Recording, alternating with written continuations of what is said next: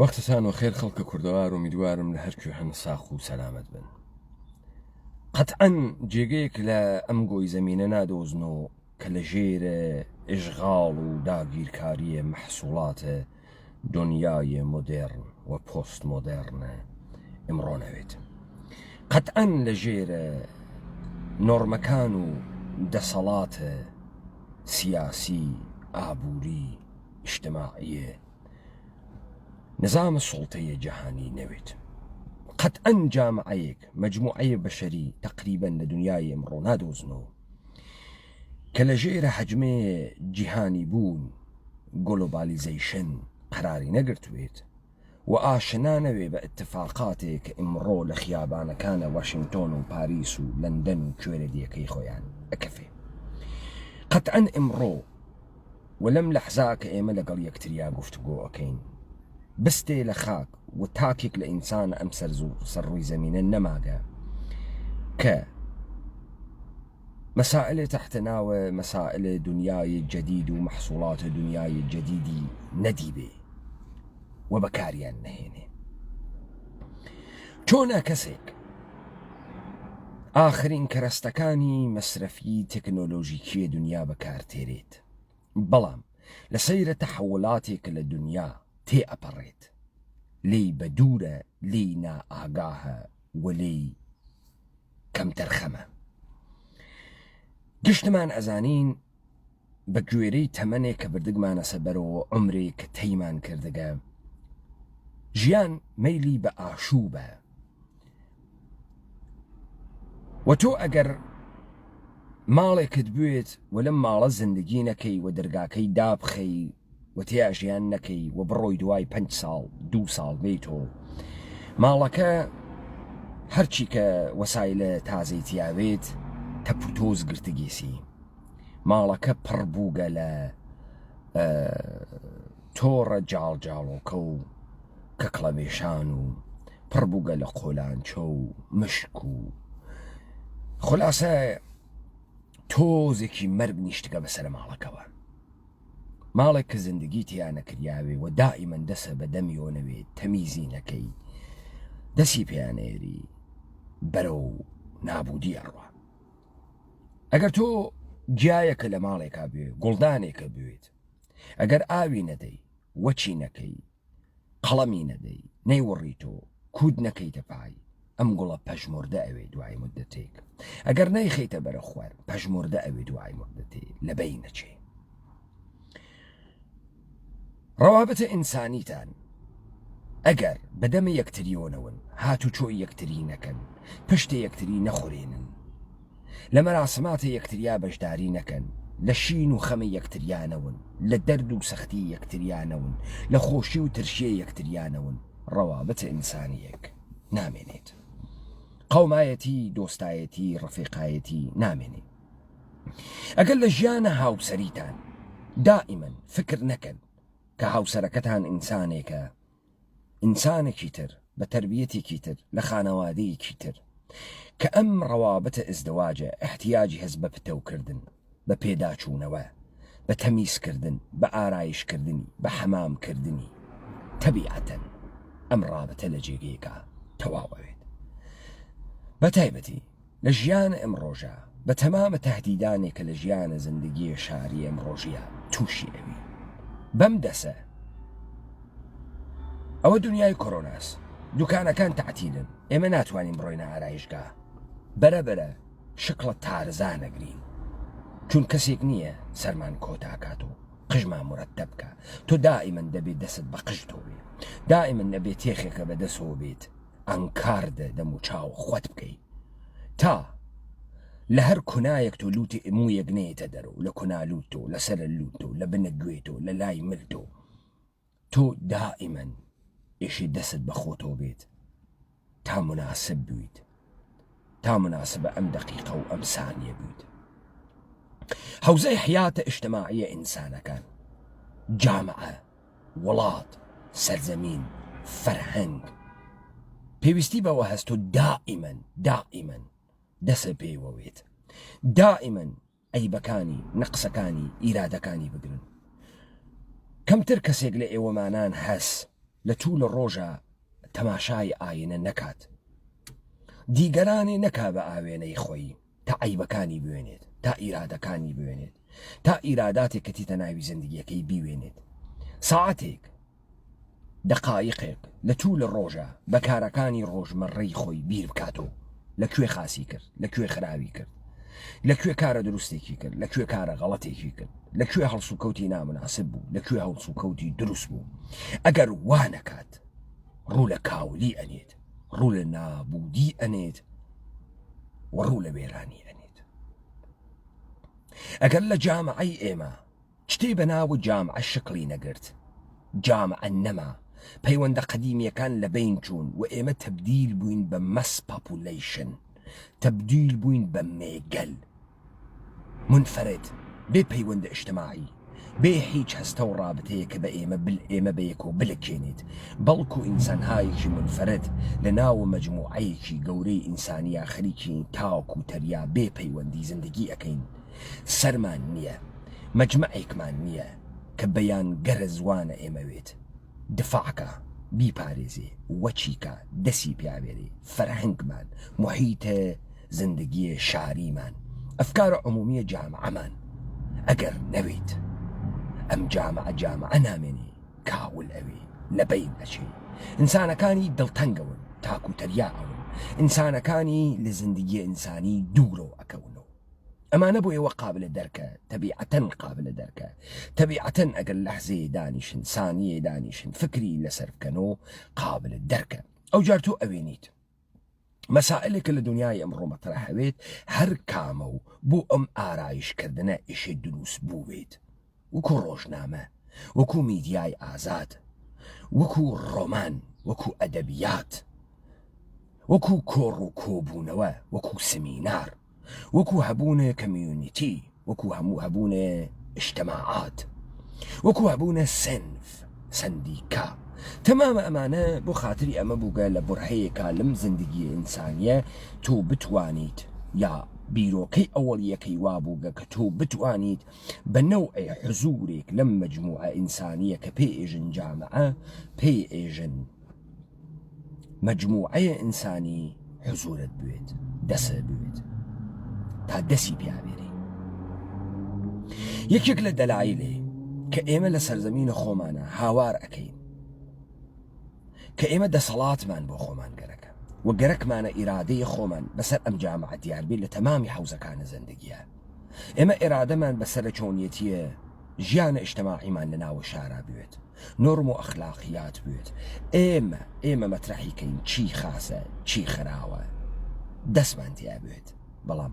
ئەمەلەن ئێمە دەستمان لە حیچەکانیە. ئێمە بە دیارە ئەوەدا نەنیشتگین خۆمان بۆ خۆمان فەرهەنگ دروستکەین. دیزنیلند، هالیوود بۆ ئێمە فەرهەنگ دروستەکە، بۆیە ئێمە گشتمان ئەوین و ڤالنتاین باز، ڕۆژە ئوشاقمانەز، عشق خۆشە، خۆشەویستی خۆشە، بڕۆین گوڵێ بسێنین، عەترێ بسێنین، ئەم بۆنە بەڕێوە بووین بێ ئەوەی فکرمان پێوە کردوێت و عشق چییە، ڕۆمانس چییە، ڕەوابەتە ئینسانی چییە، بێ ئەوەی بیرمان لەوە کردوێتەوە خەریکین زندگیەکی کادۆیی لە ئیقتسادێکی کادۆیی نەمایشی تەکنۆلۆژیکە بەردەوامەکەی. لەگرا سنوورە نێوانە فەرقەکانە ئینسانەکان نامێنێت. لەگرا کەسێ دانیشتگە بۆ ئێوە لەبەرۆ هەرچیە کەت ئێوە گەرەکتانە فکری بۆ بکەنەوە، فکری پێ نەکەنەوە، بە فکرتان ئەگا، بە فکرتان ناگا، بۆتانی دروست ئەکا. لەزا تۆ ئەوێنی دەرئەسەرە هیچ مشت و مڕێکی ئیجتیماعی، دەرئەسەرە هیچ لە یەکدانێک، دەرئەسەرە هیچ ئینتقادێک، دەرئەسەرە هیچ سیمڕێک ئەوەی کە تۆ ئیمڕۆ باوەڕەت پێی هەست تۆ پێیگەیکی. مثال من دووبارە ئەمە تکرار ئەەکەمەوە لەبەرەوەی ئێوە لەم مثالانی ئێمە تێبگەن. مثال ئاغایە دەسایۆفسکی، کەسێکە کە ڕۆسۆفیلە، کەسێکە کە بە نەوعی ئەرفانە ڕووسی باوەڕی هەست، بە فەرهەنگە ئۆرتۆدۆکسی ڕووسی باوەڕی هەست، لە تەزادەکانە هەجمەهای نگاهی مەتریالیستی و ئینقلابیە، خەریکە جوابە ئەم حەجمە ئەدا و ئەم مۆدەرنیتە ئەدا. بۆیە تۆ لە ڕۆمانە براکانە کارامازۆفیا ئیڤانت هەست لە کناریا ئالیۆشات هەست لە کناریا ئسمردیاکۆفت هەست ئسمردیاکۆف کوڕە زۆڵەزاکەی ئاغای فیۆدۆر پابلۆویچ کە ئەبێت بە بازوویە ئجراییە نەزەراتە ئیڤانە متزەلزل کە لە نێوانە خەیر و شەڕاگیری کردگەن. ئاغای داسایۆفسکی حتا لە بەحسەکانە ئێڤانە کە ئەگەر خوا نەوێت هەر کارێک مەوەجهە کە تۆ بیکەیت بالئەخرە لە ئاخرە ئەم ڕۆمانە بەم نەتیجە ئەگات کە نەوعێک ئیمان و عشق ئینسان نەجاتەدا لەبێ معناییە. مردمانە جامعەی ئێمە بێ ئەوەی هیچ مشت و مڕێکی ئیجتیماعیان کردوێت لە بەرامبەر ئەمەی کە ئایا خوایەک هەست یا خوایەک نییە، بوێ خاسە نەوێ خراوە و ئەم پرسیارە مەترەحکەن بێ مەترەحکردن ئەم پرسیارە بێ ئەوەی کە دەقیقەیە فکر بکەنەوە یا جوابەدەن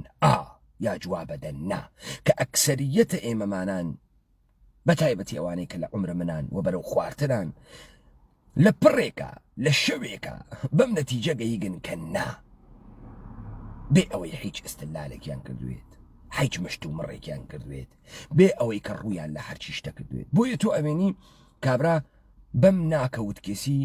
سەر لە پەرستشە پوڵ دەرتێرێ، سەر لە پەرستشە شەهوەت دەرتێرێ، سەر لە پەرستشە خوا یەهود دەرتێرێ، سەر لە پەرستشە بودا دەرتێرێ، سەر لە پەرستشە عرفانە سۆرخپوستی دەرتێرێ، سەر لە پەرستشە مدیتەیشن و یوگا و ئەمانە دەرتێرێ. بۆ چون جامعە مشت و مڕ ناکە، جامعە کەسانێکی نەداگەسە دەرەوە کە بتوانن یەخە بە یەکتری بگرن کە بێژن چە ئتفاقی گەفتەکە. ئێمەمانان فکرەکەین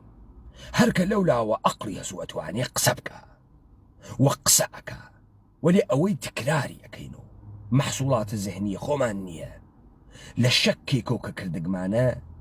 نهات کەسە دەرەوە، لە پرسیارێکە دروستمان کردگە نهات کەسە دەرەوە، تەکە هیچ واقعیەتە زندگیە ئێمە هیچ تەناسخ و تەناسۆبێکی نییە بۆمانیان دروست کردگە، خستگیانە سەناوە زەهنەمان هەدایەتمانەکەن کێیکە. بۆ ئەخاتری ئەمە لەمە تێبگەین و بزانین لە تەعقیبە دیبەیتەکانە بربەستەکان و مەوانعە کە بۆ مۆدێرنیتە نەقەرارە لە جامعەی ئێمە اتفاق بکەوێ، نە اتفاق کەوتگە لەگرا هیچ ئێرادەیەک لە جامعە مەوجود نییە،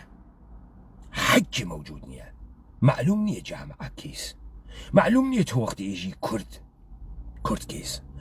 معلوم نییە ئەم مەفهوم ئینتزاعیە بەناوە کوردستان دروستە کردگە کە گەرەکتە لە بەرابەرە کوردەوارەکەی ئێمە دایبنی چەندێ ئینزمامی ترە لەو مەفهومە کوردەوارە کە ئێمە بەناو مەفهومە ئینتزاعیە کورد و کوردەوار بەحسمان کردگە تۆ حەملەی پێەکەی. معلوم نییە تۆ یەک کوردستانێکی چوار پارچە تعریف کردگەسەوە ئینتزاعیە، لە هیچ کوێیەکە حزورە مادین نییە، لە هیچ سەنەدێکی بینومەلەلیە مەوجودیەتی نییە، لە ئەکسەریەت زەهنە مردمەکەیە مەوجودیەتی نییە. مەفهومێکی ئینتزاعی هاوڕگە کە مەجموعەیەکی بچووک بۆ مەنافع خۆیان پاڵیان پێوەداگە و گەرەکتە تحتە ناوە حەقیقەتێک کە هیچ کارێکی شت بۆی نەکردگە بێجگەل لە نەفاق و دروزنیە کە خروجیەکەی ئەبێ بە نابودیە ئەم سەرزەمینە بچووکیشە هیچ کارێکی ترتیان نەکردگە. کوردستان و چوار پارچەکەی بە ڕۆژ ئاوا و ڕۆژهەڵات و ڕۆژخۆڕ چوزانم باشوور و هەر ئەوەنە ئەتوانێ ئینتزاعی وێت کە کوردەوارێک ئێمە مەترەحیەکەین لە ئاخێزە کوردەوارە سەر بەخۆ. بەڵام بۆ ئەم ئینتزاعە ناقسە خەسیاگە بۆ گەنە بۆ تۆ قەشەنگە یا ئەسراری پێەکەی قەشەنگ وێت کێ هەدایەتیەکە کێ وا لە پشتیە کێ نەفعی لێەوە. بۆ خاتری ئەوەی کە من لەم دیبەیتانە کە ئەیکەم و لەم دیبەیتانەی کە ڕوو بە ئێوەس و جامعە ئێشی ئەم قسانە بشنەفێ،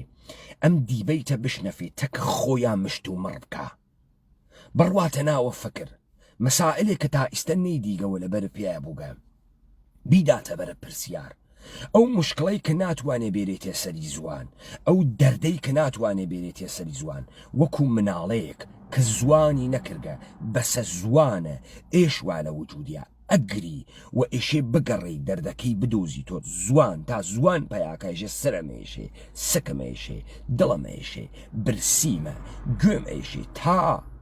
تۆ مناڵێکی بێزوانی بەسە زوان فێرە قسەکردن بکەی تا بتوانێ گزارش بە لە دەردەکانی خۆی لە ئازارەکانی خۆی لەو حفرانەی کوا لە وجودیا لەو شتانەی کە ئەزیەتی ئەکا. جامعە زەمانێک ئەتوانێ زێنێک بێت کە بتوانێت مشکڵاتەکانی معزەڵاتەکانی مەسیرە منحرفێک کە ئەڕوات هەڵدێرێک کە خەریکە ڕوبەڕووی ئەوێتەوە تاڤگەیە کە خەریکە ئەگاپی بۆی باسکەی بفەهمێ مردم لە ناو جامعە وەنە کەسانێکە لە ناوە گەمیەکە لە ناوە قایغێکە لە ناوێ بەلەمێکا دانیشتگن وە خۆیان نازانن بەڵام 100 مترە پێشووتریان تافگەس و لە تافگەکە بکەونە خوارگشتیانە مرن. تۆ لەسەر و خەریکی ئەنواری و ئەزانی ئەمانە 100 متری تر لەسەر بەستەرە ئارام ئەم ڕووبارە خەریکە نەگەنە تافگە بەڵام خەبەریان نییە کە تۆ هەرچی نزیکتر ئەوی تۆ لەم تافگە میزانە کەشەشە ئاو جۆرێکی پێکات تۆ هەرچی پاڕوویش لێبەی ناتوانانی بیتە دواوە و ئەو قەوی و غەرقەوی تێە. دیبێتەکانە ئاخێزە کوردەوارە سەر بەخۆ. ئەوەڵین اتفاق جددی تاریخی لەسەر زەمینە کوردەوارن کە تۆ فێرە مشتومڕەکە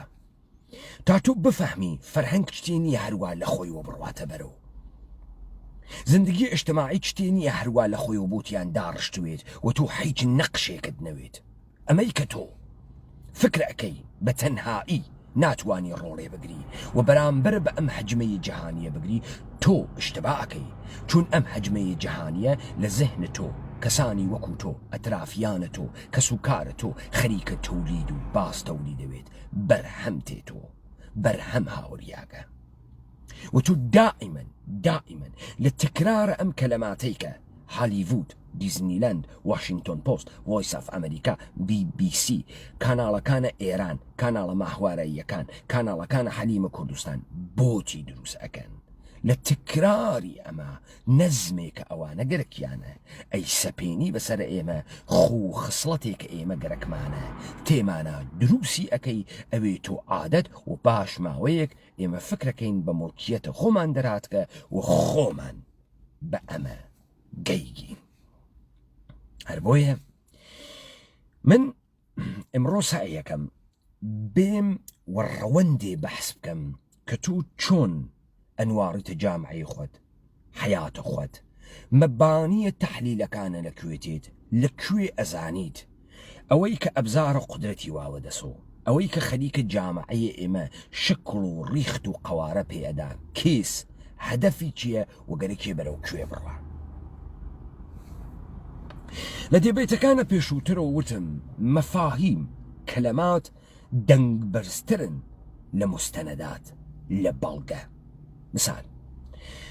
مثلا ئێمە لە ئاخێزە کوردەوارە سربەخۆ ئاخێزمان هاورد دامانیا لە جێگەی ڕاپەڕین وتمان ڕاپەڕین مەفهومێکی فاسد غەڵەتە ئێمە لە بورهەیەکە بۆ خاتری ئەوەی کە بتوانین ارتباط بەرقەرارکەین تەکە مردمە خۆمانە پلە پلە قۆناغ مەرحەلە مەرحەلەتەکە مردمە هاتین تا بتوانین مەفاهیم جێبخەین. بزانن ئێمە وتمان کەلەمەیە سەنعەت کارخانە کرێکار بە معنای پرۆلەتەر سەرمایە دار دانشمەند ڕۆژنامە ڕێگەی ئاسن ماشینە بخار ماشین ئەمانە خۆیان بەر لەوەی تۆ هیچ بەدرەکێکیان بۆ بێری هیچ بەڵگەیەکیان بۆ بێری خود ئەم کەلەماتە خود ئەم مەفاهیمە بەرز هاوار ئەکا اتفاقی کەوتەکە اتفاقی لە جەهان کەوتکە کە شتێ بەناوە کەلەمەیە بەناوی سەنعەت دروست بووگە. تۆم بەم دەسە بێ مەفهومێ بەناوە سینەما اتفاقێکەکە بەحسە اتفاقێکەکە ئەمە ئیتر سەنەدی نەگەرەکە تو بچی بڕۆی عەکسە بەرادەرانە لۆمیەرە فەڕەنسە بێریت و بێژی ئەم ئاغانە ئەوڵ دەفعە هاتن لە تەساویرە متحرک لە ناوە کافەتەریایەکە کە لە ساڵە 1805 ئەم اتفاقە کەوت ئەمانە هاتن کەلەمەیەکیان دروست کرد بە ناوە سینەماتۆگراف. کەلەمەی سینەما لە چی دروست بووگە؟ لە کامە تەرکیب دروست بووگە؟ چه معنایەکەدا؟ بەحسە تەحەوڵێکی تاریخیەکە. بەم دەسە ئێمە هاتین لە زوانێک کە دایک و باوکەکانمان بە میرات هەڵیان گرتگەوە تا ئەم پشتە هاوردگیانە داگیانە ئێمە چوین مەفهومێکمان دۆزیوە بە ناوە دانای دانایان، مەفهومێکمان دۆزیوە بە ناوە شاوی شیرین بەشەر، کردەی کردەدار، شاوی شیرین سفەت، شاوی شیرین شێوە، و هاتین وتمان تەمامە ئەم مەفاهیمە خەریکن ڕەوەندە و تەحەوڵەیەکی ئیجتیماعی خەریکن بەحسەکەن کە اتفاق کەوتگە بەر لەوەی تۆ هیچ بەڵگە و پێنووس و سەنەد و ئەم مەفهومە خۆی هاوار ئەکا چه اتفاقی کەوتگە. وەختێ تۆ خشتێ تێریت ئەژێ سەرهەنگە دەودان ئەسکەنامە من سەرهەنگە دەودان چەنی ئیرمانان مەگێڵم هەردان مەکۆشم پەرێ ئاینە کوردان لەگرا بەحس لە تەحەوڵێکەکە، تەحەوڵێکی ئیجتیماعیەکە، بەحس لە تەحەوڵێکی سیاسیەکە. ئەم مەفهومە لە بڕهەیەکە لە دەورانێکە دەرئەسەرە کردەیەک و ئاخێزە کردەیەک دروست بووگە. خب من ئێستا ئەمە ئێدامە ئەدەم بۆ ئەوەی خاصی بفەهمی ئەوەی کە ئێمە لەگرا بەحسیەکەین لەسرە مەیلە دڵەمان و میعدەمان نییە، لەسەر ئەوەی کە هەروە لە خۆمانەوە قسە فڕە بدەین نییە. من لە دیبێتەکانە پێشووتر ئاوتم کابرا دەهاتیە. بۆ دەهاتیە ژێ ئامینیم تاقانەی دایە ئایشێ گوڵێ و فاتمە و ڕعنایە لە چوارانی یەک بۆ من باە ئاخ ئامینیم تاقانەی دایە. کابرا لە دەهاتەکەی خۆیان ئامینێ و ئایشێ گوڵێ و فاتمە و ڕعنای چاو پێکەوتگە هەر چوارژن نەناسی لە محیتێکە گەورە نەوگە 400,000 ژنی چاو پێکەوتوێ، ڕێز و درشت، خڕ و باریک، زەریف و ناشرین تا بزانێ ژنە ئارایش کریاگە میکیاج کریاک چۆنە، ژنە میکیاج کریاک ژنێکە میکیاجی نەکرگە چۆنە، ژنە تەورحیز چۆنە، ژنە ساڵەم چۆنە. ناتوانێت تەشخیص بە فکر ئەکا هەر کەسێ لە چەکی داوە سەریۆ تەورحیز نییە، هەر کەسێ لە چەکی لاورد تەورحیزە. ئەمە تۆ بەم دەسە بێر و شارەکان من مەسەڵە مسالە کرماشانەدەم لە دەورانە حکوومەتە پەهلەویە تحت ناوە فۆمنیزم و ئەقڵ و شاریبوون و حکوومەتە قانون و تحت ناوە ئەوەی کە ئینسانە باسەواد ئینسانە دانایەکە پوششە جەهانی و فەڕەنسەوی لەگەڵ پوششە منتەقەئی و بوومیە ئینسانەکانە فەرقێکی دروست کرد. ڕانندە تاکسیە لاتە سەرە مەحەلەیە کاورای خوێڕی زاتی نەئەکرد بە ژنێک کە تەنورەی وا لە پێیا قسە بکە چون ئەیزانی ئەم ژنە سەوادی هەست مترێ دەمی لێ ئەکات و ئەینێتە ئەو جێگە کە ئەم لایقێسی یعنی فەرهەنگەکەی خۆی یعنی بەستەرەکەی خۆی. بەڵام فکریانە کرد ئەوەی پوششە منتەقەئی و عشیرەیە خۆی ئەکاتە بەری ئینسانە بێسەوادێکە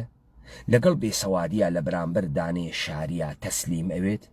حەسە حەقارەتی واتیە و بەڕاحەتی تۆ ئەتوانی هەر پێشنەهادێکی پێبەی. لەزا تۆ ئەوێنیت فرەیەک لەو ژنانەی کە لە شارە کرماشانە محاولەیان ئەکرد پوشش عشیرەیە خۆیان لەبەر بکەن کابرا لە ناوە تاکسیە بە جورئەت و پێشنەهادی پێدا وەختە خۆی نە ئیستە کۆلەن ئەو زەعەکە فەرقەکە منزورم دەهەیە 70 و دەهەیە 60 سوک ئەنواڕیە تەرەف. ئەمە لە پشتە کامە نەگاهات لەو نەگاهی کە پەهلەوی دابووی. لذا کارە فکریە کرد ئەم ژنە نییە پەهلەوی هاتووتی وەمانە دوا کەوتگن و نافەهمن و گەوژن و وەحشین و حیزن و ئەمانە ئەم تەسویرە بۆ کاورای ڕانندە تاکسی لە کرماشانە دروست بوو بە کەسێک کە لباس سنجاوی وا لە بەریا لەباس جوانڕۆ وا لە بەریا لەباس سەرپێر وارە بەریا ئەتوانێ حملە بکە و ئەتوانێ پێشنەهادی پێ بدات و ئەو جواوی نادات و دەمی درێژ نییە چون فارسی نازانێ چون لە ناو شار نەبووگە خۆ تەوەجۆت کرد پس لەگرا پێوانەکە ئەوە نەبوو تۆ بزانی شخصیەتە ئینسانەکە چەنێ بتەوە نا پێوانەکە یەکسری زەواهرە سەتحی بوو یەکسری چتە سەتحی و ئەم نگاهەیە دروستە کرد وەختی باو ئەکریا ئیستا مەسەڵەن خەڵکە سلێمانی خەڵکە هەولێر فکرەکە خەڵکە کرماشان و هەمەدان و تاران و ئەمانە گشتی حیزە لەکوێ بەم تەسویرە گەیگە لە چی بەم تەسویرە گەیگە لەوەی کە ئەم فکریە کرد ئەوسا لە سلێمانیا هەڵگەڕێت و شتێ بەژنیە بێژی ژنەکە بە تاکە لە عەلەهاتە ناوی دەمی بەڵام ئیستا بڕوا بە کەنیشکێکی سنەی بێژێ کەنیشکە سنەیەکە لا کات و ئێژێ دەسە خۆشوێ بێژێ زەریفی ئێژێ مەمنونم ئەمە نیشانەدا کەنیشکە سنەیەکە حیزە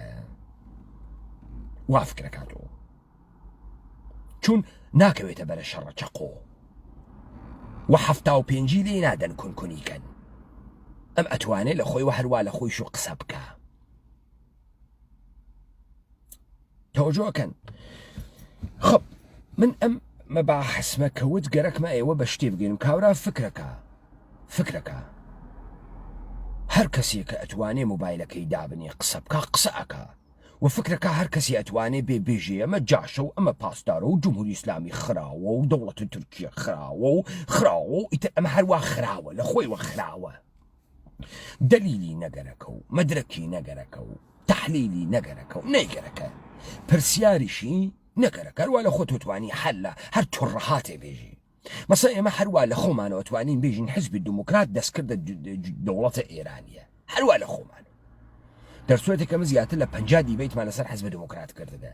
لەسەر کارنامەی لەسەر ئەساسی لەسەر مەوجودیەتی لەسەر بەستەرە تاریخی لەسەر اتفاقاتێکە کردگیسی لەسەر قسەی سەرانێکە کردگیسی بەم خروجیە گەیگە و بەم نەتیجە ئەگا کە حزب دموکرات و پەیکەرەی حزب دموکرات بەرساختەیە دەسە دەوڵەتە ئێرانیە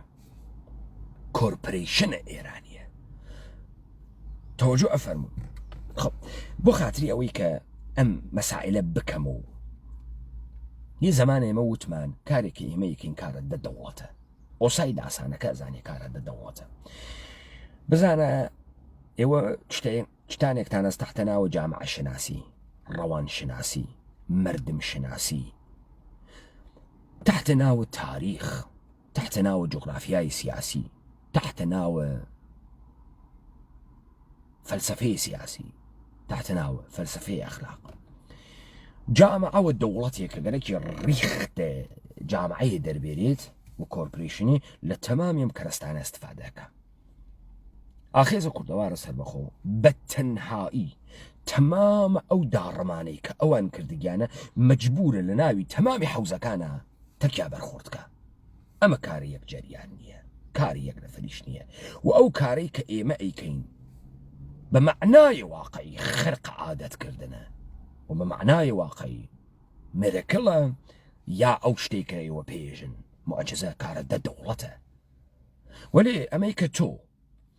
لە ئاواگیەکەی خۆتانە ئایشێ گوڵی و فاتمە و ڕعنا و چاو پێکەوتکە و 400,000 ژنە چاو پێ نەکەوتکە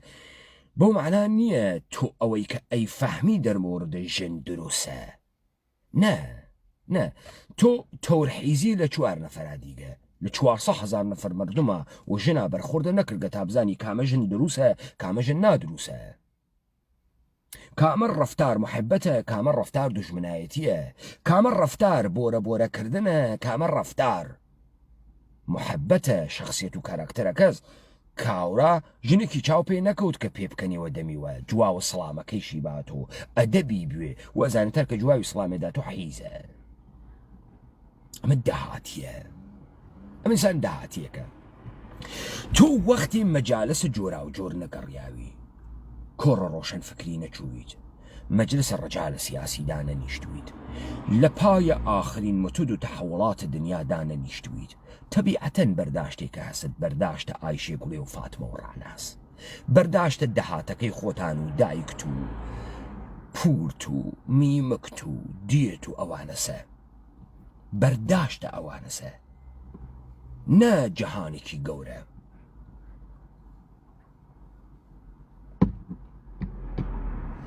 خۆ بۆ خاتری ئەوەی کە من ئەمانە ڕەبت بدەم بە یەکتر دوو تەرانە ئێستا بۆیەوە لێدەم کارەمەز بەم تەرانانە. ئاغای شەهیار قەمبەری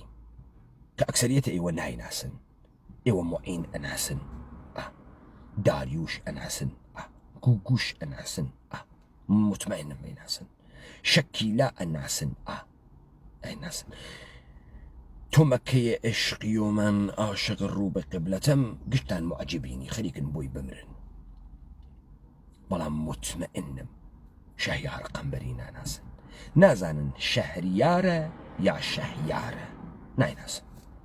مطمئن. ئالبۆمێکی داگەسە دەرەوە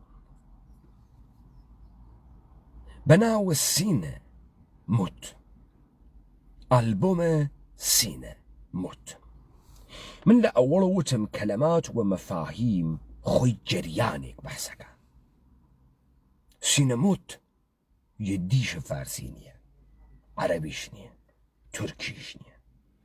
مەفهومێکە تۆ لە دیکشنەریە بگەڕی نایدۆزیتەوە. ئای شەهیارە قەمبەری دروستی کردەکە لە زوانە فەڕەنسا دروستی کردەکە بۆ ناوە ئالبۆمەکەی خۆی. گەلێکی چی بێژی ئەم ئالبۆمە چییە؟ چه تایبەتمەندیەکی هەست؟ شەهیار قەمبەری تەرانە سۆرا و تەرانەیە مۆدێڕن بێژە. بۆ من ئەم دوو تەرانە لێدەم چون دەقیق شەهیار قەمبەری خەریکە ئێژێ بۆ مۆدێڕنیتە اتفاق نەکەوت لەسەر زەمینە ئێمە، بۆ نەکەوت خەریکە ئەوەیژێ و ناکەوی بۆ ناکەوی. شەهیار قەمبەری ناوە ئەم ئالبۆمە خۆیان یاگە سینەمۆت. تحت لەفزی سینە يعني متحرك، موت يعني كلام متحرك. هەرو جۆرە کە سینەماتوگراف بەرادەرانە لۆمیار دروستیان کرد. ئەم کەلەمەیانە دروست کرد بوو بە سینەما و هیچ کە نازانێ بۆچی ناوی ئەمە سینەماست، چون بەرادەرانە لۆمیار ناویان نییە و دوای ئەوە مشتەقاتێکی فرە دروست بوو لەم بارە، یعنی بەرادەرانە لۆمیارە فەڕەنسەوی. ظاهران هەدەفە شەهیار قەمبەری ئەمەسە کە من فقط تەرانە نایژم، من تەرانەیەک ئێژم کە سووەرە خەیاڵیە، نەمایشێک، تەئاترێک، شانۆیەک، داستانێکی وابێ، چیرۆکێکی وابێ. ئەم تەرانە چتە دڵخۆشکردنەیەکی نییە. عشق گەر ڕووزە ئەزەل دەردە لە دیڤانە نەبوو تا ئەبەد زیر فەلەک ناڵەی مەسانە نەبوو. نه، ئەمە یه شانۆیەکە لە تەحوڵاتێک، یەک شانۆیەکە دەرخۆرە زندگیە مۆدەرنە بەشەرە ئیمڕۆژی، ئەنچێک کە تۆ پێی ئێژی مەجموعەیەکی گەورەی ئینسانی تحت ناوە ژیانە ئوردوگاهیە شاری. ئای شەهیار قەمبەری بۆ بەمە ئێژێت سینە موت، بۆ ئێژێ جدیدترین ئالبۆمێسی وا لە سەرانەی پیری شایتر ئیمکانی هەست نەمێنێت. ئەو بە تەرانەکانە خۆی و بە تەرانەهایی کە ئەیخوێنێژێ سینەمۆت، یعنی غەزەل نەمایش، تەرانە نەمایش، تەرانە تەئاتر، چوزانم تەرانە فیلم، هەرچیەکە ئێژێ بەم سینەمۆتە بخوا کە تەرجمە ناوێتەوە. ئەم سینەمۆتە لە تەحوڵێک خەوەرەدا کە شەهیار پێیگەیگە نە کەسێکی تر. ئەم اتفاقە فقط لە تەرانە سۆراییە شەهیار کەوتگە و لە تەرانە خانیە شەهیار کەوتگە، لە خانەمە گۆگوش نەکەوتگە، ئیرەج جەنەتە عەتایی نەکەوتگە، فقط لە شەهیار کەوتگە، لە هیچ کەسی تر نەکەوتگە. بۆیە شەهیار سینەمۆت دروستەکە و لە ئیرەج جەنەتە عەتایی دروستی نایکە.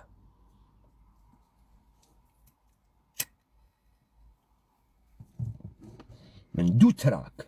لەم ئالبۆمە جەدیدە لێدەم کارەمەز بێ.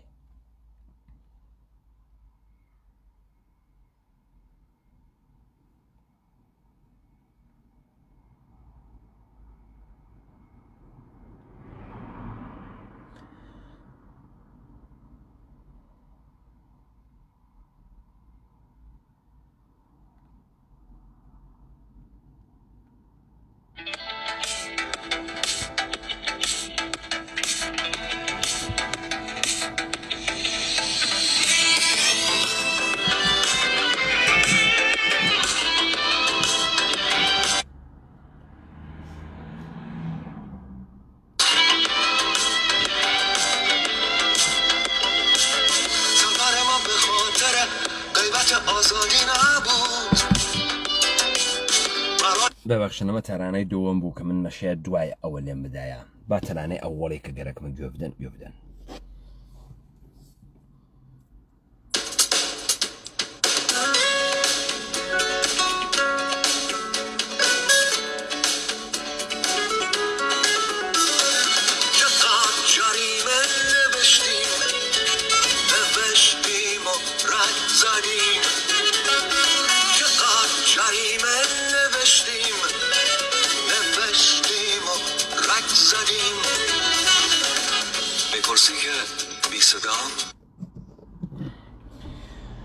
تەرانەکە مەسە چقدر جەریمە نەوشتیم و ڕەج زەدیم. ئەگەر اشتباه نەکەم جەریمە زمانێک بوو کە تۆ لە مەدرسە مەشایەت دەرسێ فێر بوایتە تەمرینیان پێدەدا لە حەلیمە پێژن سعیکەی تەمرینیان پێدەدا تەمرینەکانە خاس نەئەکرد فێر نەبووی معلمەکە جەریمەتیە کرد لەسەر کلاس جەریمەتیە کرد ئەیود لەسەر ئەم سعیە کە داگمە پێت مادام فێری نەوگی ئەم جارە وەکو تەمرین یەک دەفعە بوو ئیستا 100 دەفعە لەسەری بنووسەرەوە تا فێر بووی. معلم فکریە کرد ئەم کارەکە ئەکات تۆ مەجبور ئەویت فێر بوویت لە مەشقەکەتا لە تەمرینەکەتا پس جەریمەی ئەکردی تۆ چون فێرناوی فێر بوویت. ئەجێ چقدر جەریمە نەوشتیم و ڕەج دەدیم. ڕەج ئەو وەختەسە تۆ فەرش ئەبافی قاڵی ئەبافی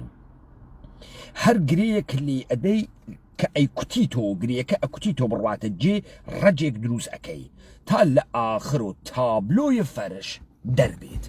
دانە دانە گرەی جۆرا و جۆر لە ڕەنگە جۆرا و جۆر ئەنی تەلای یەکتری و هەر ئەی کوتی تۆ ڕەجی لێ ئەدەی تا شکڵە داستانەکە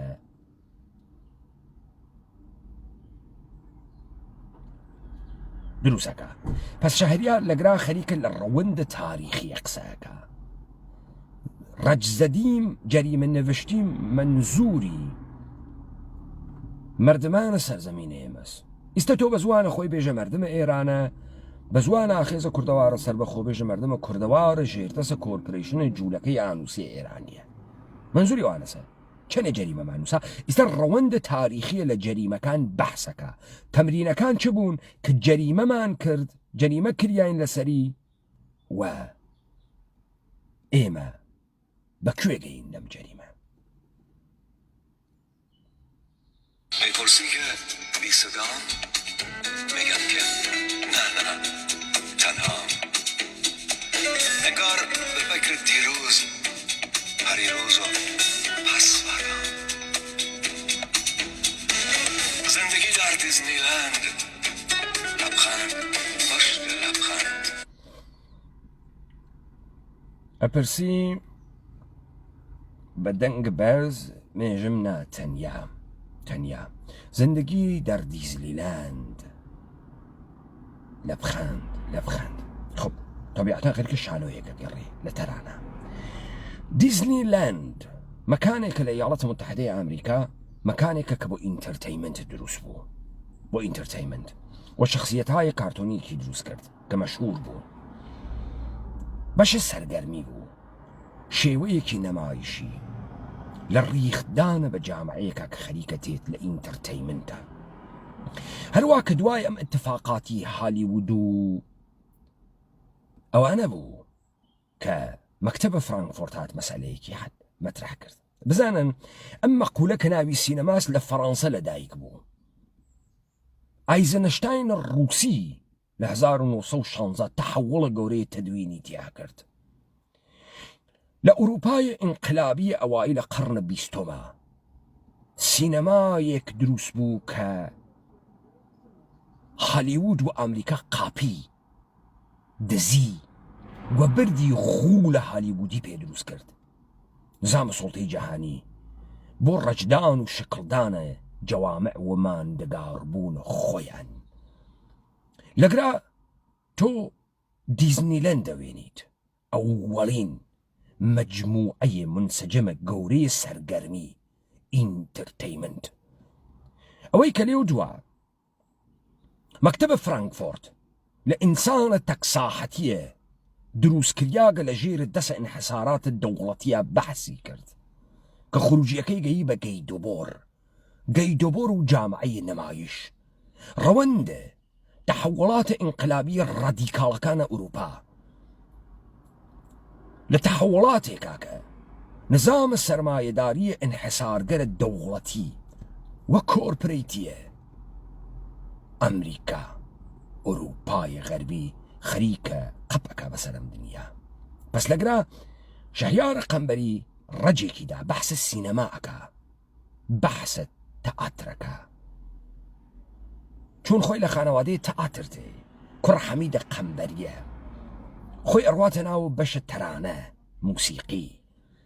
خەریکە ڕەوەندە تاریخیە بەحسەکە کە ئەم لە تارانە تەقیبی کرد چی هاتە ئەم سەرزەمینە جەهان چه شکلی بوو هەمزەمانەتە کە دیزنیلەندا سینەما شەهرە فەرەنگ سینەما ئازادی بەحسەکات کە وەختی دیزنیلەند تێت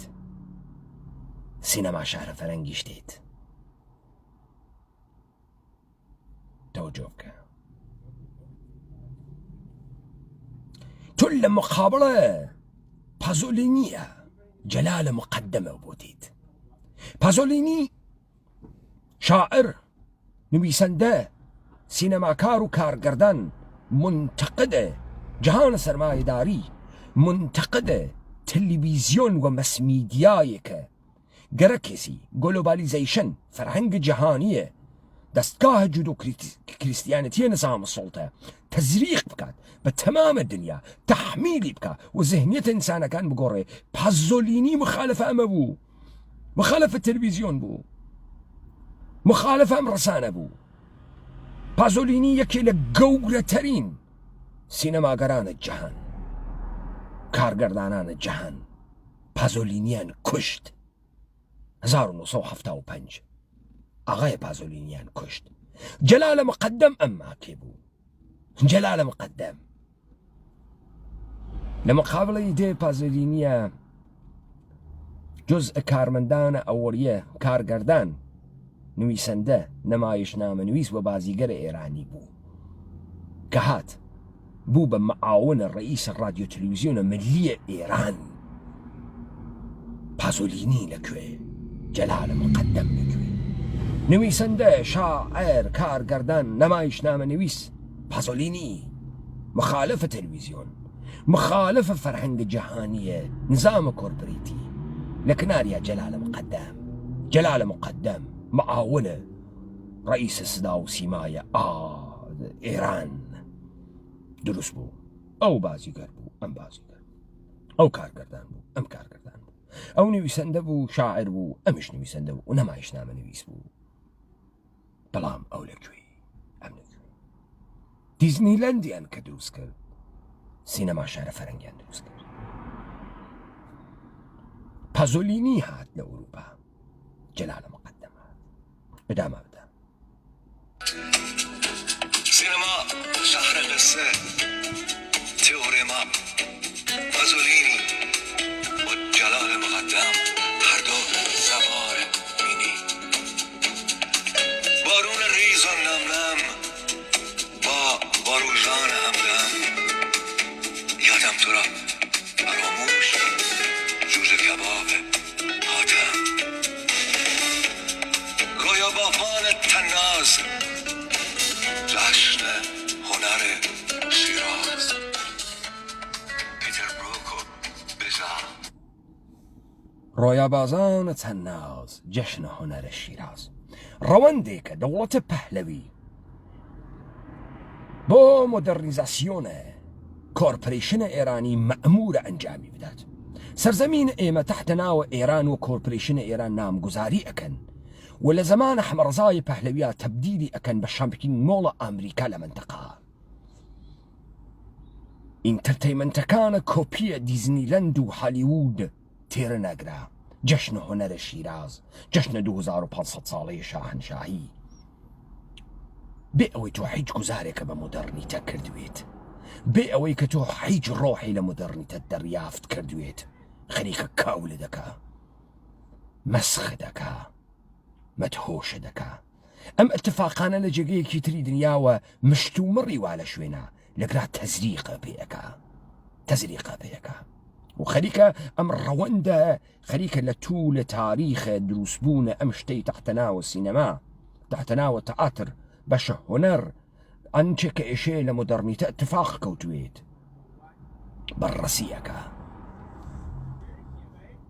تەرانەیەکە. چقەت جەریمە نەوشتیم، جەریمە کریاین کە فێر بووین، فێرە مۆدەرنیتە بووین،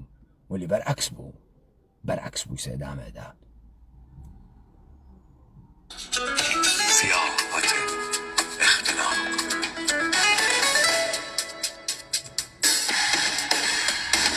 چقدر جریمه نوشتیم و رد زدیم، چقدر جریمه نوشتیم و رد زدیم. بیکینی بیشلاق فصل داغ اختناق، بیکینی بیشلاق فصل داغ اختناق. خەریکە لە فەزای سیاسی دەورانە حەمەڕزای پەهلەوی ئایژێت. شێوەیە مۆدەرنیزاسیۆن لە کەشف حەجابە، لە ڕووتۆکردنە مەردەمە جامعە، لە پۆشینە ئاخرین مۆدەلەکانە بغڕدا، لە ڕووتکردنەوەی ژنان لە کنارە دەریا. بیکینیە بێ شەلاقی لیانە بوو، منکەرات لێتی نەدا، پۆلیس لێتی نەدا، وەلێ لە فەسڵە اختناق سیاسیە، سکوتە مطلق، توتالیتاریزمە تەواو، دیکتاتۆریەتە مەحەز، نەفەس نەبوو لە جامعە بیکێشی. خەریکە بەحسا و ڕەوەندەکە تەوەجۆ بکە بە بیکینیە بیشەلاقی. خەریکە تاریخێ باسەکە، پێویست ناکە دانیشێ بە تۆ بێژێم فەزا چۆن بوو، تاریخی وە تۆ بەحسکە یەک کەلەمە بیکینیە بێشەلاق بە تۆ ئێژی چه خەبەر بوو، بەڵام فەسڵێ اختناق. ابغلاموغیس در باد کرج سقوط آزار، پال مکارتنی در بازار، ویلسون همیشه بیدار، برتولوچی فروغ کنو بیگانه بلوغ، اصل پرواز در اتاق، اصل باز اختناق. فصل پرواز در اتاق. ئەو وەختەی تۆ منزەوی ئەکری لە جامعە دوور و ئەکری تۆ ناتوانی لە جامعە هیچ تەحڕکاتێ بکەی. ئەلەو جۆرەی کە من بەحسم کرد حتا خیابانێک حتا بۆڵوارە نۆرسکێک نییە تۆ بڕۆیتە ئەترازە خیابانی بکەی، خۆت دەرخەی، خۆت بەخەمڕێنی، بڵوارە نۆرسکیت نییە نێسە. محاولەکەی لە ئۆتاقەکەی خۆتا پەروازکەی، لە خەڵوەتە خۆتا، لە خیاڵدا، لە ئینتزادا، لە ژێرە کامە فەزا، لەو فەزا کە خەریکە دانە بەدانە لە کارگەردانانە گەورەی ئاوەنگاردە دنیا بەحسەکات، کارگەردانانە دەهەیە 60، دەهەیە 70.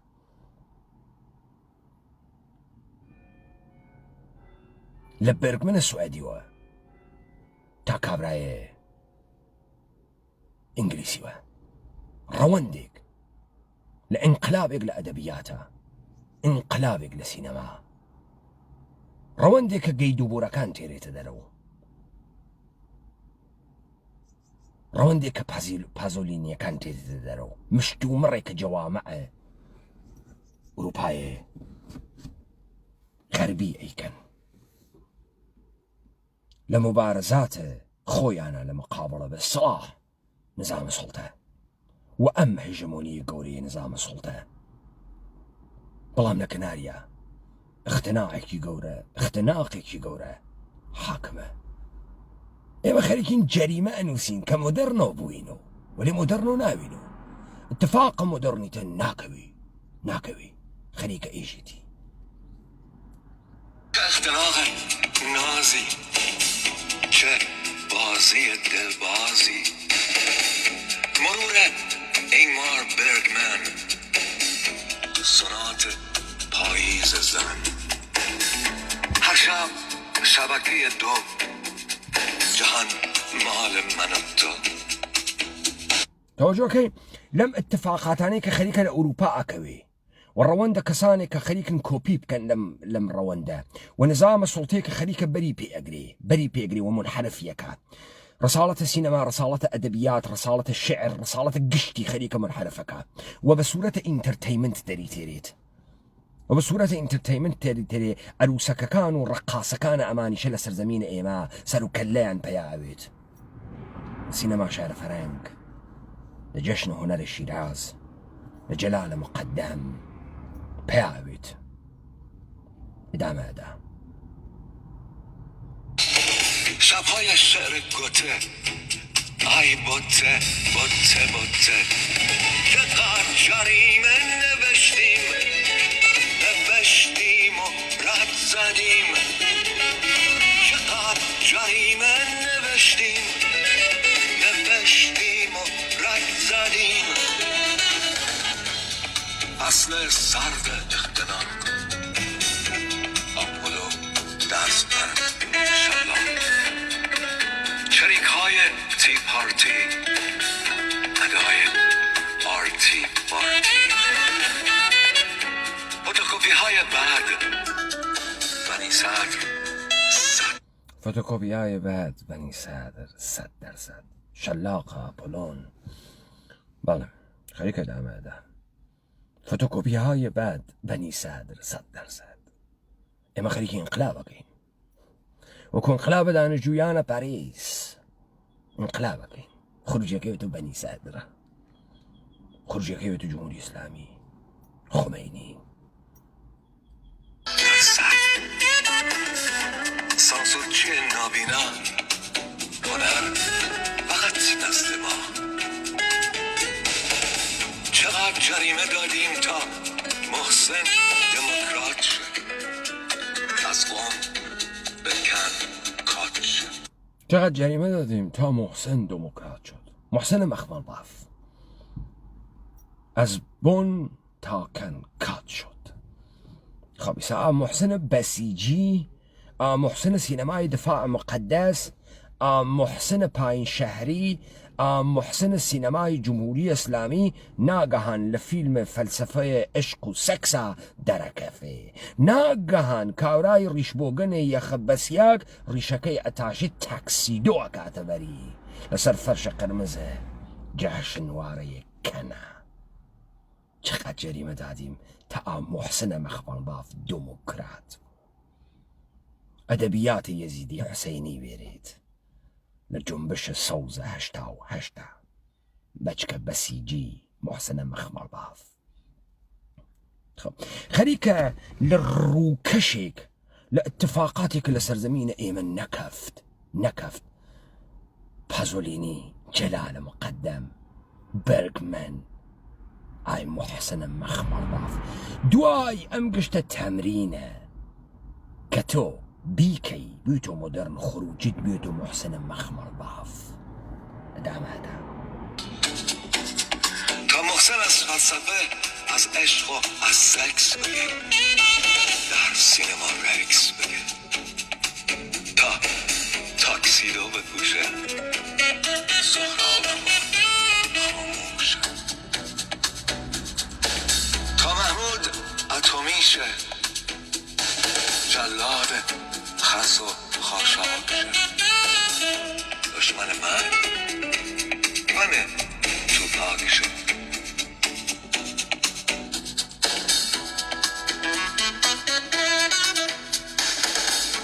چه بهای سنگینی با رویای فلینی رسیدیم به شیشکی به کشف دهنمکی چه رؤیای شیرینی رسیدیم به شیشکی لکویاتین گرکمانو چی بکەین فکرمانە کرد گەرەکمانە چی بکەین کارمان کێشایە شیشەکی فەسڵە ئاغای دەهنەمەکیە ئەخراجی ساز دەهنەمەکیە بەسیجیە پاسدار دەهنەمەکیە دەهاتی قڕخکەرە سینەمایستە ئێران متحول بووگە مۆدرن بووگە خەیلی باکلاسە مردمەکەی خەیلی شیکن مردمەکەی تیرامیسۆ خۆن مۆیتۆ ئەخۆن مردمەکەی کۆزمەتیک سەرجەریەکەن مردمەکەی ئاخرین مەحسوڵاتی موسیقی غەرب گوێدەن ئیتر لە سانجویژیەکانە تاران نایژن پیاز ئەخۆی ئێژن ئانیە میخای گشتی جستە ڕۆشن فکری مەشقە شانزەلیزەکە لە پشتە کەفە لاتە خوا قەهوە تورکە خوا سیگار لەسەر سیگار ڕۆشنەکە مۆدرنیتەیە کە اتفاق نەکەوت حتا بڕوار نۆڕسکیەکە نەبوو ئەمەسە سینەمۆت ئەمەسە شەهیارە قەمبەریە فقط شەهیارە قەمبەریە سینەمۆت ئەتوانێ بێژێت نە کەسی تر نە هیچ کەسی تر شەهیار اتفاقی بوو کەوت وەیتر ناکەوێتەوە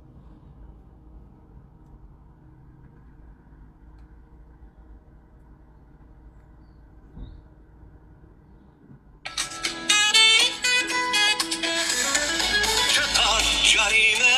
نوشتیم نوشتیم و رگ زدیم چقدر جریمه نوشتیم نوشتیم و رگ زدیم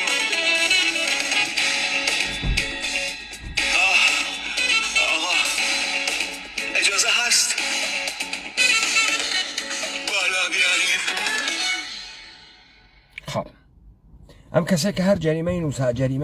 جەریمەی نووسا وەڕەجیدا تا تابلۆیە دەربێنێ لە ئاخر و کە تەماشای تەسویرم تابلۆیە کرد تابلۆ فەرشیە کرد حاڵی خراو بوو وتی ئاغا ئەجازە هەست بالا بیاری دوایم گشتە جەریمە نەک فێر نەبوو دوایەوەی کە گەی بە فەسڵە دەهنەمەکی گەی بە فەسڵە شیشەکی وتی ئەجازە هەست بالا بیاری نەک فێر نەوم ئەڕیشێم و ئەڕەشێم و استفراقم تێرمە سەر حاڵم خراو بوو نەک فێرنەوە ئەم جەریمانەی تۆ دات و من نووسیم نەک فێر نەبوو نەک من ئەم جەریمانمە ڕەج لێدا تا تابلۆیەکی لێبێ ئەوەی کە هاتە دەرەوە حاڵمی خراو کرد ئەوەی کە شەیار لەم تەرانەوتی سینەمۆت ڕەوەندێکی واقعی بوو بڕۆ کابرای دەهاتی دانیشتگە هەڵەگەڕێتەوە وێژێ ئێران بەڕاستی کشوەرێکی گەورەست ئێران بەڕاستی تاریخێکی عەجیبی هەست خەڵکی ئێران بەڕاستی مۆدرنن باسەوادن خەڵکی ئێران مۆدرن بووکن خەڵکی ئێران مۆدرنتەرین ئینسانە ئەم سەرزەمینە لە بەشە تەرانە سینەما نەمایشنامە ئای شەهیارە قەمبەریە فقط ئەو ئەتوانێت سینەمۆت بێژێ ئای شەهیار قەمبەری هاوردیە بان بەسەرم تابلۆی ئێرانە استفراقی بیا کرد تۆش کە دەهاتیت بڕۆمە ئین گوێ بە قڕ بابا کەرەم بێ وە سەریوە خۆ شەجەریانە بەلاوە فرە مهم وێ وا لە بیرتانە هەر لە کرماشان و تا هەولێرە ڕەشپۆشە شەجەریان ون هەر لە تاران و تانەیشتا بوو ڕەشپۆشە شەجەریان خۆسرەوە ئاوازە ئێران بوو وا لە بیرتانە گەل لە کۆمەیە مشتێک هاڕیاک مشتێک بێفەرهەنگ تەبیعەتەن هیچ کام لەمانە پازۆلینی ناناسێ تەبیعەتەن نایناسێ ئەمما پۆڕنستارێ بە ناوی ئەلەکسیس تەکە ساسیمانکەنا ئەناسێ ئەیناسێ خەیلی مۆدەڕن بووکە سەوا تەرانەیەکی تری لێبە شەهیار هەر لەمە ئەلبۆمە تەرانەیەکی ترێژێ دوایەم تەرانە ئەم تەرانەی قەشەنگە نەهی بێگەدا لەوانەی کاتێک نەسە دەرۆ نەهی بێگەدا لەوانەی کە لەژێر اتفاقێک بەناوە انقلابە 57 لە خەفەقانێک کە دەستگای خۆمەینی و ڕەوایەت جمهوری ئیسلامی کردی بۆ جوجە دانیشتجوهایە کە چوونە غەرب تحت فەزای دەهەی 60 و 70 کشوەرانە ئوروپایی و نەهلەهای ڕادیکالیزم و پۆست مارکسیزم لجنبشەکەی پاریسۆ تا ئینقلاباتی یەک لە دوای یەکە ئەمریکای لاتین، تا ماجرای فلستین و ئیسرائیل، تا شەڕ ڤێتنام، تا جنبش دانشجویانێک کە بەرعەلەیهێ ئەمریکا هاتنە دەرەوە. خروجیەکەی گویا مشتی جوجە دانشجوو لەسەر زەمینە ئێمە هاتنەوە ئینقلاب بکەن، گویا ئینقلاب بکەن، و ئەمریکا ئینقلابی بۆیان کرد. ئەدەیەکیان لە ژێر ئەم خەفەقانە دەرچوون، نەکۆنە ساواکی نەڕاندخۆرە حکوومەتشا. ئەو منزوری ئەوانە نییە، ئەو منزوری ئەوانەوە کە لە بەشە فەرهەنگە، لە بەشە سیاسەتا کارەکەن و دەرچوون لە دەست جمهوری ئیسلامی دەرچوون. ئائیستە خەریکەوە بیریان تێرێتەوە، قەشەنگ لەم تەرانەوە بیریان تێرێتەوە. بابزانین چێژێ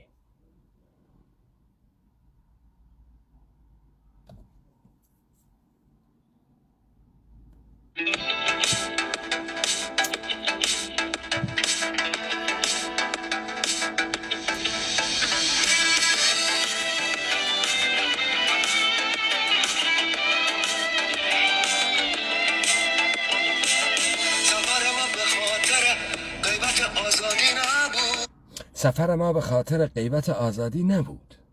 خەریکە تانیان لێدا ئێمەم کۆچەکردمان بۆ خاتریەوە نەبوو کە ئازادی نەبوو. ئێستا ئێژە چی بوو؟ ئێستا ئێژە بابەگیان تۆ لە ڕۆژە ئەوەڵۆ وەختی وتە ئازادی نییە هاتیتە دەرەوە، تۆ درۆەکەی بۆ ئازادی ناتیتە دەرەوە، تۆ شتێ دراتکیتە دەرەوە. سەفەرەما بە خاترە غیبەتە ئازادی نەبوود. بۆ خاتر چی بوود؟ بۆ تماشای ئەمڕۆیە ئەمانەیە کە تەحتە ناوە ئۆپۆزیسیۆن و چەپ و کۆنە چریک و کۆنە کۆمونیست و کۆنە کۆمونیزمە کارگەری و جمهوری خاغ و سەڵتەنەت تەڵەب و ئیسلاح تەڵەب هاتگنە دەرەوە، یا تەحتە ناوە نخبەکانە ئێران هاتگنە سەدەرەوە. ئێستا لە ئەنتەنەکانە قسە ئەکەن، تەلەڤیزیۆن‌های لۆس ئانجلسی، ڤۆیس ئۆف ئەمریکا، BBC، بە گۆرانی، بە کۆنسەرت، بە کۆنفرانس لەم دانشگا لەو دانشگا. شەهیار خەریکە پێیانەژی سەفەرەما بەرای غیبەتە ئازادی نەبوود. ئەی بۆ چی بوود؟ ئێستا پێیانەژی ئێوە کین درۆتان کرد تەحتە ناوە غیبەتە ئازادی هاتنە دەرەوە. ئەزانی ئێوە کین؟ پێیانەژی ئێستا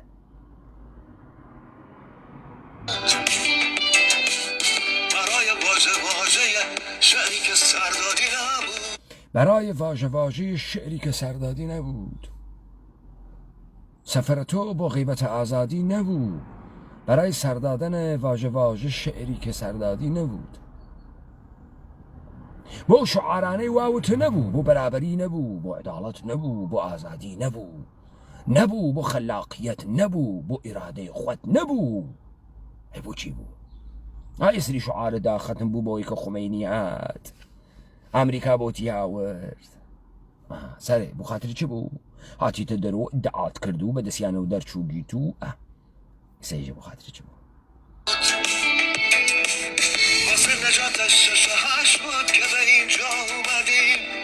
واسه نجات 6 و 8 بود که به اینجا اومدیم. ریتم 6 و 8 فارسی، موسیقی یهود ساخته فارسی، موسیقی خانقای مطربی تخت حوزی، ئەوەی کە بابا کەرەم ئەڕقسێ ریتمە 6 و 8 پێژن وا قەڕە فارسی تێ لەو دەگی ئەڕازڵۆ ئەو باشی فاحەشەگەری تۆ بۆ مە هاتی، تۆ بۆ لەو دەگی هاتی، بۆ ئەو باشگەری هاتی، بۆ قەرتیبوون و قەردانە ریتمە 6 و 8 هاتی، تۆ بۆ غیبەتە ئازادی نەهاتی، بۆ سەردانە واژەیە ئەو شعرانە واوتە نەهاتی. درۆکەی تۆ هاتی 6 و 8 نجات بەی، وتە لە جامعەی ئێمە حیزی بەری پێگرن، وتە ناڵن بڕەقسین، ئەشی خۆمان ڕوتۆ بکەینەوە، بۆیە خروجیەکە دەوێت و چوارشەمەهای چەرمەک ڕووسەری ئەەکەی تا حەوا، ئارایش ئەەکەی تێتە بەرە دووربین، فاحەشە ئەفرۆشیتۆ، دوو جنسە ئەفرۆشیتۆ، تۆ بۆ ئەمانە هاتکیتە دەرەوە. تۆ ناتکی بۆ غیبەتە ئازادی نهاتی، بۆ ئەو شعرانەی وا ئیدعا دەکرد و وتوت ناتکی، تۆ بۆ قەڕە 6 و 8 هاتکی.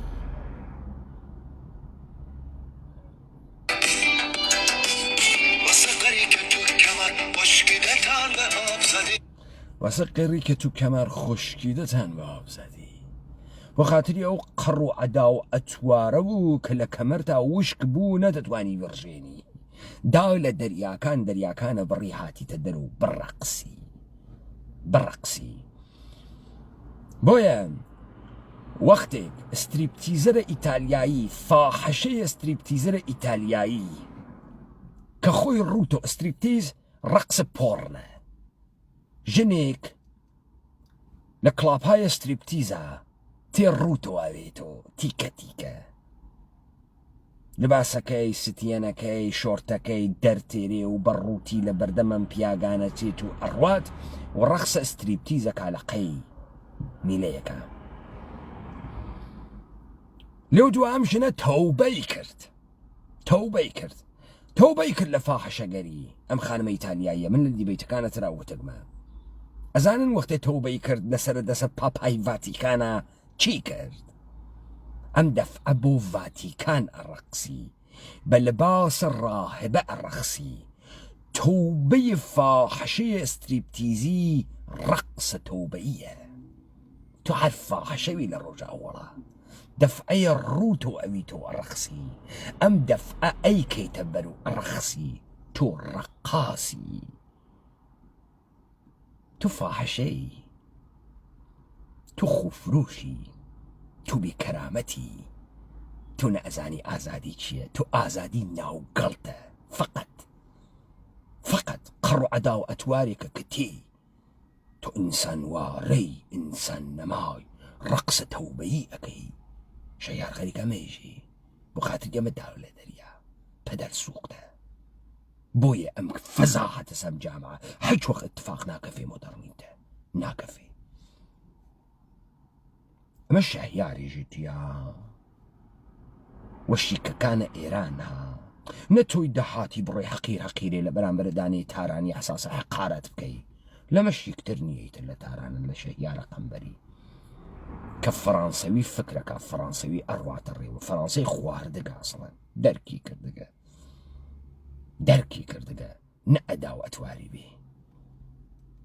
ئەمە ئەو ئێژێتی بە جامعەکەی توی تحقیر شدەی دەهاتی چیت هەستپێژیتی چیت هەست ئەمە ڕوو لە تۆ کاکاورای کۆمونیزمە کارگەریە بەچکە کۆمەڵەوا لە بیرتە ئیسە چیەکەی لە ئەوروپا چیەکەی فاحەشەگیەکەی قڕ لە کەمەر تاوش بوو تو بۆ تەبەقەیە کریکارڕان و تەبەقەیە کڕێکار و ئەمانە ئەسەسنەوە دەسەڵات و داهاتیەکەیت کەوتیتەکە جەمعە تەکە ئاغای ژوپین ڕەزەنی ئاغایە ئازەرە ماجدی خانمە ئازەرە ماجدیە بۆی خانمە ئازادە ماجدی لە کۆمونیزمبوون هەرەوە فێر بوو دەرپێ نەکاتە پێی شۆرتی لە پیانەوێ ناوگەڵەکەی بکاتەوە وەختی دانیشە کۆنفرانسدانێ بۆ خاتریوی قدرەتە ئەجازە ڤاژیناڵە خۆی نیشان بدات بە مخاتەبینی لەوێ کە ڤاژیناڵە ژن چی ئەکە ماڵتاواوێ ئەجۆ قدرەتێکی واتیە ئەوسە مۆدێرنیتە ئاوا اتفاق نەکەوت وا مشتی دەهاتی تحتەنها ئەو کۆمونیزمە کارگەری پیتزا خواردن فارسی قسەکردن بۆیان بووە ئەوجە شیک بوون و مۆدێرن بوون اتفاق نەکەوت دەهاتی ئەفەهمی نەکەوت ناکەفێ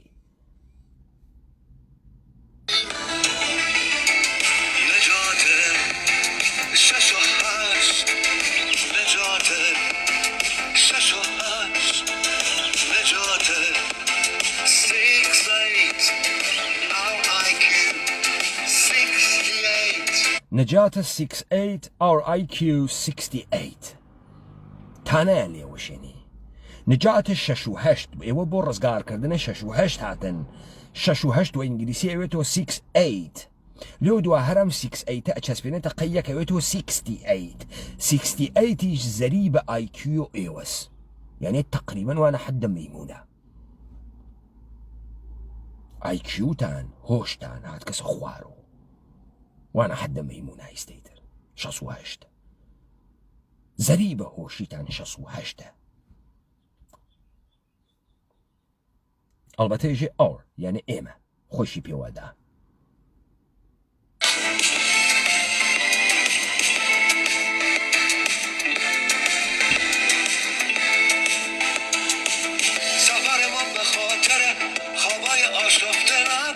سفر ما به خاطر خوابای آشفته نبود خابە ئاشۆفتە زانی منزوری کیە؟ منزوری ئەوەسە ئێمە فکرمانە کرد دانەژویانە پاریسین، چون هاتوین فەڕەنسا فێر بووین، فێرە ئەدەبیاتە پۆست مارکسیستیە مەکتەبە فرانکفۆرت بووین. ئێمە فکرمانە کرد جنبشە ضد جەنگە ڤێتنامین. ئێمە فکرمانە کرد هەمان اتفاقات کە لەناوە دڵێ دانەژوویەکی ڤاشنگتۆنیا کەفتگە لەناو دڵێ ئێمەشا کەفتگە خابە ئاشۆفتەمانە دی. دوچارە تەوەهوم بووین، شاپینگ سنتەرە ئەوروپاین، 2500 ساڵ حکوومەتی خەیلە مۆدەرنین، فقط هونەر نەزدە ئێرانیان ئەست و بەس. دوچارم تەوەهومە بووین. خابە ئاشۆفتە بۆ خابە ئاشۆفتانە ناتینە دەرەوە کە بینوێنین و ئەم اتفاقە مۆدەرنیتە بێژینە سەرزەمینە ئێمە کەفتەگە و ئێمە هاتگین جامعە دروستکەین و ئێمە هاتگین اتفاق مۆدەرن لەم سەرزەمینە بخەین. بۆ ئەوە نەبوو.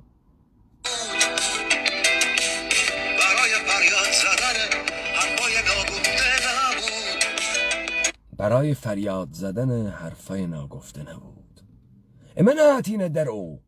ئەو قسانەی کە نەمان ئەتوانی بێژینی هاواریان کەین، چۆ قسەیەکمان نەبوو بیکەین، درۆ ئەکەین. قسەیەکمان نەبوو بیکەین، ئەو وەختیشە نەمان بوو بیکەین، حەجێکمان نەبوو بیکەین، چون اتفاق مۆدەرن تێمانە نەکەفت بوو. ئەمە فکرمانە کرد بە پورێ سێبزەمینی خواردنەوەین و پاریسی. فکرمانە کرد کەلەماتە فەڕەنسەوی وەکار بۆین شۆرت و کۆرسەت و بلیت و سینەما و سینەماتۆگراف و مێقسی و ئێمە مۆدەرن بووین. ئێمە مۆدەرن بووین. ئێمە هیچ قسەیەکمان بۆ فەریاد لێدان نەبوو. لێو دوا دەرکەوت ئێمە گشتی کەفەکەبەرەین، گشتی بۆ ڕیتمە شەشواش داتگین، هاتکینە دەرەوە ڕیتمە شەشواش لێبین، بڕەقسین بابەکەران بڕەقسین، هاتکین فاحشەگی بکەین، فاحشەگی بکەین.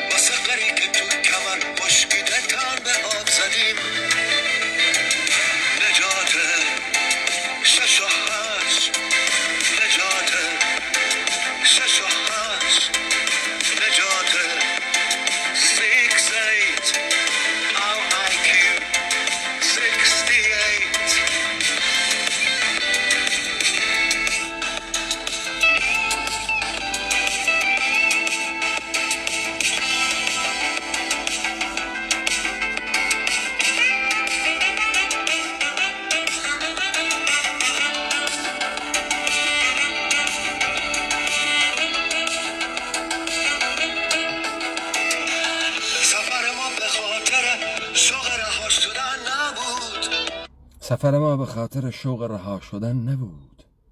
ئێمە نهاتین ڕەها بووین، نهاتین درۆکەین.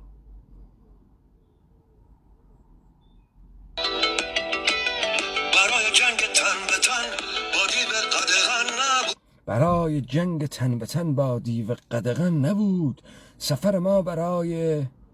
رها شدن و جنگ تن به تن با دیو قدغن نبود. ئێمە ناتین بووین ئینسانە ڕەها. دیڤە قەدەغەن نظام السلطەس انقیادە. ئێمە ناتین کە لە قیود و انقیادە تەحمیل بووگە نظام السلطە ڕەها بووین. نە ئێمە بۆ خاترەوە ناتین، ئێمە بۆ خاترە قڕەکەمە ناتین، ئێمە بۆ خاترە ئەبتەزاڵە خۆمان هاتین، ئێمە بۆ خاترە فاحشەگیمان هاتین. ئەمە ئاغایێ شەهیار قەمبەریەشی ترانە سینەمۆت، فقط شەهیار قەمبەری ئەتوانێت سینەمۆت بێژێ. نە هەر نە قەمبەرێکی 6 و 8 لێدەر، نە هەر فاحشەیەکی تەختە حەوزی، نە هەر کە کڵاوی لارنیا ئاینە سەروەری ئەزانێت، نە هەر کە دەنگی گڕ کرد پیاگە، نە هەر کە کلکی لە قاندۆ مەردە بچوو ڕۆڵە، بچۆ بەچکە داهاتی، بچۆ کاورای تەجاوز پێکریاگنێ لە حەدتەوە. ئەمە خوی گەرەکەشی لە وجود تاوێ، ئیشی دیوێتە دەم دنیاتە ئینجەست کردوێت، بەلعیوێت، نا دایجەستە کردوێت و حاڵیتە بەچکە داهاتی.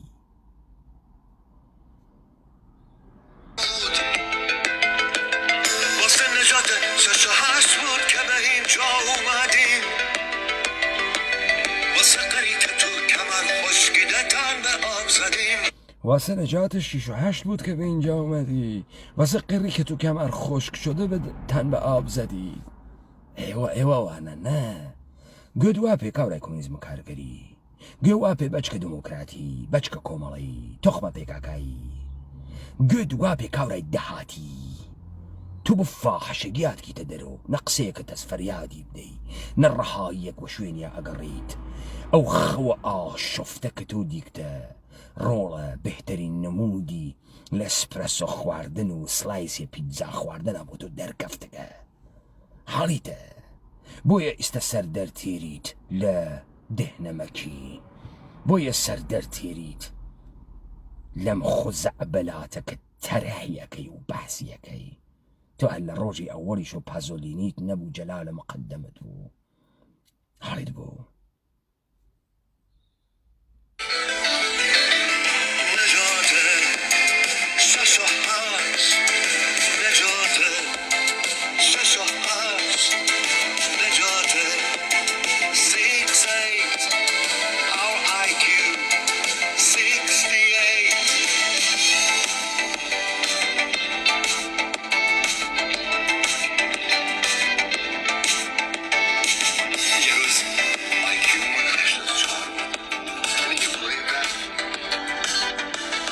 یه روز IQ من 84 بود. Do you believe that?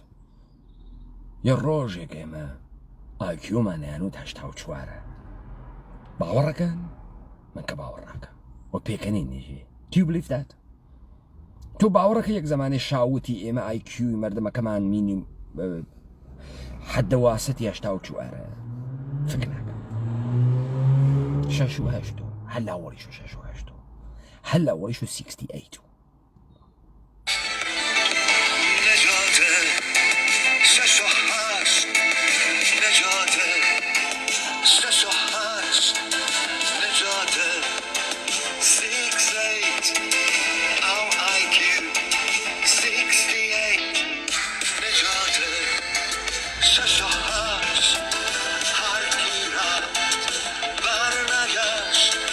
هر کی رفت برنگشت. خب من امدو ترانمه بولیده تا بفهمن سینمات یعنی چی. اما شهیار هاورگسی شهیار هاوردی و من فهمیم و فکرم کردو که ام سینمات فقط لا شهیار اتفاق کفت. تو لکنار اما معینت هز داریوشت هز مشتی احمقت هز ولی تمام ترانه های کم آغای جیتی كلمات متحركة كن كشانوية كغيرن تاريخي بحسكن اتفاقاتي بحسكن يملا شو عرسو صالة بيش خوش معنا لم زوانا دايكي ما جينو يملا زلي خام زردة جيجينا خالص يا هي الليليان وكنت شوالا لايليكسو جا پارچه لایلیکس جن ایانسن ایان کردو آوری کراس شروار لیقو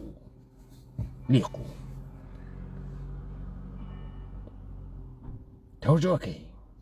ايوه او نصلنا كاتفاق مودرنيته نتيتانا كوتك على رقم ويك موبايل واودسو كنت شروال اللايليكس اكيد بره خارسيايان ليليان وموسيقية تكنو وجيتار باس لي ادي وجيتار الكترونيك لي ادي تو حاجة اتفاق مودرني كتيانا كوتك تو بودرني خيلي بودرني تو نأزاني رهایی چیه نأزاني آزادی چیه تو بو 6 و 8 کی تدرو چون IQ 6 و 8 اما نگشتی شعار تو حج كلامك نبو بيدي تدرو اما گشتی نمایش بو روانديك لم مدرنيتك هاورديانا ناوي سرزميني تو لترح مودرنيزاسيونا لكشف حجاب قرتقا تا ساختار هاي كوربريتيك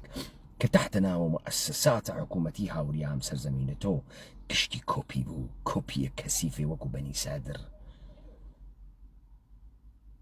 رئيس جمهورية انقلاب مردمي وكو ايوا حزب الديمقراط كومالا بكك بارتي يكيتي وكو احزاب اسلامي وكو ايوا مانان حاجة اتفاق مدرن لمسر زمين نكوتك على رقمه ويكتو مدرك الدكتوراه ولا جيش فانتا دانشگاه توجي اسبرسو اخوي لاتە ئەخۆی موسیقی تەکنۆ لێ ئەدەی وەسرە خاڵسیاگیان لەیلیگیان وەخت چەند نازەنی گۆرانی 400 ساڵی 200 ساڵی خاڵسیاگیان لەیلیگیان هیچ تەحوڵێکی تیانەوە تۆ فکرەکەی بە گیتارە باس و ئەنتەریاتە کوچەواڵە لایلەکس و تاکسیدۆ ئەبەرکردنایە محسنە مەخمەڵباف لە بووگەنیە زەهنە بووگەنە بەسیجی تۆ ڕنجاتە بەیاکردنە هەچ اتفاقی نەکردگە تۆ هەرەویتە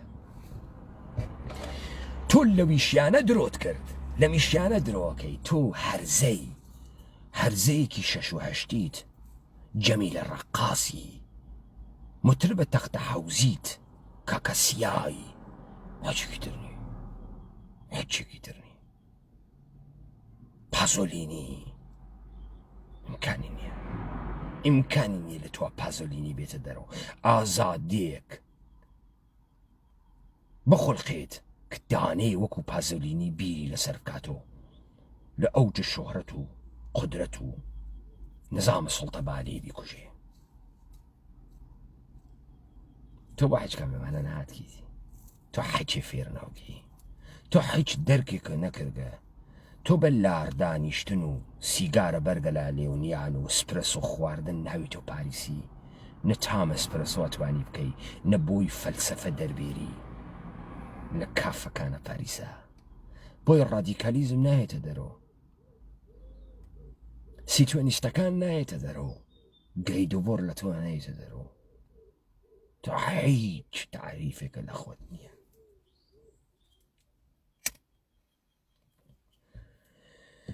وەختی شەهیارە قەمبەری ڕوو بە تارانەیەک وا قسە ئەکات کە ئەوەڵین اتفاقاتە مۆدرنیتە و مۆدرنیزاسیۆن لە شارەکەی ئەوە کەوتگە لە سینەما لە تەئاتر لە موسیقی لە تەلەڤیزیۆن لە قەتار تۆی دەهاتیە حاشیە نشین تحتەناوە کوردە قەومی ئتنیکی خەیلی حەقیرتری لەوەی کە بفەهمی لە دنیای ئەمڕۆ چەقەوەرە تا تو بفەهمی مەتنا خێزە کوردەوارە سەر بەخۆ چی شەکڵیە لە دڵت چیە هات کەسە دەرەوە ئێمە بەر ئەساسە چی تەحلیل ئەکەین چۆن تەحلیل ئەکەین ئیمکانی نییە تۆ بتوانی بفەهمی ئێمە چۆن تەحلیل ئەکەین فکرەکەی وەکو خۆت تورپە فرەمان خوارگە و تەڕەپیازە فرەمان کردگەسە سەرە بربەسیێڵەکە ئیستا ئارۆقە بربەسیێڵی لێدەین چون حەزی پێەکەین بای مێعدەمان واسە خەریکین تەحلیلەکەین وامان وتگە چون دیگەرانێک وا ئیژن کە کەس نەیگوت پس من لە دیبەی تێترا کە 10 دقیقە 15 دقیقەی تر ئەیکەم تێمە سەر ڕەوەندە تەحلیلی یەک داستان و پێتانێژم تەحلیل چه شکلیە و چۆن تۆ ئەفەهمی ئەم اتفاقاتە نەکەوتگە و مەوانع چییە لەبیرتان نەچێ دانایان اتفاقێکە کە لە ئاخی زافقە دەکەوێ نە لە جێگەیەکی ترە چون دیارە ئەکەفێ معلومە مەسنوعی نییە معلومە کۆپی فەیک نییە کە حاڵە خراوگە تا 10 دقیقە چارەکێکی تر تێن بەحسە ڕەوەندە تەحلیلەکەین لایەوە خۆش